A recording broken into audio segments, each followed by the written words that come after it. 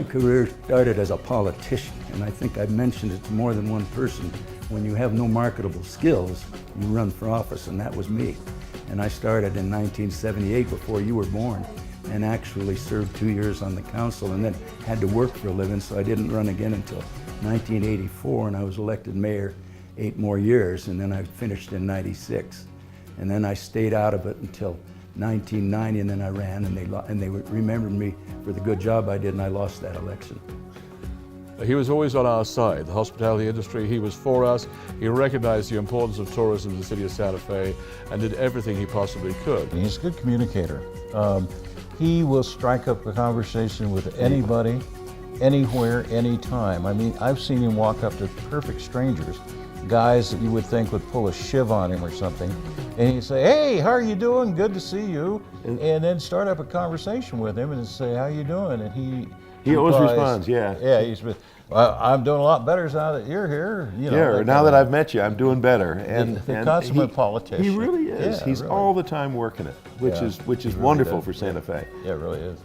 A mayor of this community, you only have 2 industries. One's government, and the other's the visitors and the tourists. I couldn't really impact government too much, but I could do something about the visitors. And so we tried to be proactive in terms of keeping the city clean, talking to the tourists on the plaza, finding out what was wrong, and trying to get on national TV so we could expose the city, and it worked pretty well. Santa Fe is the crown jewel of the state of New Mexico, and Sam is really the guy who got us into that spotlight. But I did travel around, like teaching Regis Philbin how to cook tacos, and Sylvia Live and CNN. Even went to one in Detroit where they wanted to talk about the Santa Fe Trail, and I was representing a cologne called Santa Fe Cologne. And my job was to push the cologne, but I got on because I was the mayor of Santa Fe, and I'll never forget they wanted to talk about the Santa Fe Trail. And I said, well, coincidentally, the Santa Fe Trail ends on the plaza in Santa Fe, and that's where we manufacture Santa Fe Cologne. He went on the Regis Philbin show, and they had to make him shut up so that they wouldn't make him shut up about talking about Santa Fe. He was there to talk about Santa Fe Cologne, and all he talked about was tourism in Santa Fe, so they finally said, stop it. And what he did, I mean, here's an example of his graciousness and his kindness. He was paid $25,000 to go, I believe, sell that lotion by the company, and he gave all of that money to the Fiesta Foundation. I think he set a standard as to how a mayor can effectively impact tourism, which is so important to Santa Fe's economy. He put Santa Fe on the map.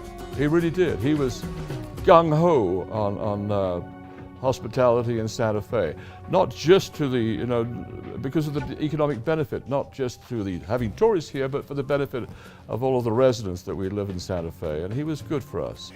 Tourism is an inexact thing, and I wish we could get the state to understand the impact so they would spend real money to bring people in. If you look at our corresponding states, they spend much more money than we do. We need to do a little better job at that. Sam, you're sitting there with your bride of so many years, and I miss you. I don't see you very much anymore. You don't come by and have a cup of coffee with me. Who knows where you are? Maybe you're down at Tiny's, but not at the Palace anymore. But I thank you for your contribution to this great city of Santa Fe. I know that you were born here, as I mentioned earlier on, 150 years ago, on the corner of Don Cabero and Center Street, and I love you dearly, and I wish you a long, happy, joyous life.